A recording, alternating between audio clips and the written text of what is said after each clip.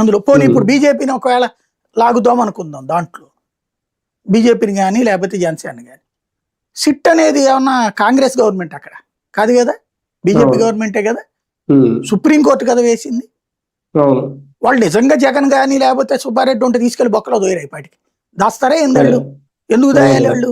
ఏం అవసరం ఉంది దానికి? ఏం లేదు కదా, కనీసం వాళ్ళ పేరు ప్రస్తావన కూడా తేలేదు కదా అందులో. వీళ్ళు అందుకనే ఇప్పుడు పాప నేషనల్ మీడియా వాళ్ళందరికీ స్పాన్సర్షిప్లు ఇస్తారు కదా, 10,000 కోట్లు 10 కోట్లు 20 కోట్లు అట్లా స్పాన్సర్స్ ఇస్తారు వాళ్ళ ప్రోగ్రామ్స్ కి, వాళ్ళకి ఏడాదికి ఏదైనా ప్రోగ్రాంలు పెట్టుకున్నప్పుడు. కాబట్టి వాళ్ళందరితో బెదరేశారో లేకపోతే మళ్ళీ ఇస్తామని చెప్పారో కానీ వాళ్ళందరి చేత ఇప్పుడు హడావిడి చేపిస్తున్నారు.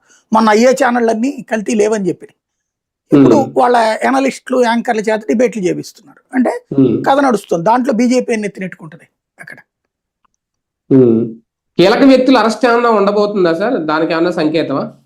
ఏముంటది అందులో? చేస్తే కనుక అది సిట్ చేయాలి కానీ వీళ్ళు చేయకూడదు కదా. సిట్ చేయాలి, సిట్ ఒకవేళ వీళ్ళు చేస్తే ఇరుక్కుంటారు అక్కడ. అదే కదా, అంతే కదా, వీళ్ళు ఎట్ట చేస్తారు అక్కడ సిట్ వేసాక. రైట్, చూద్దాం.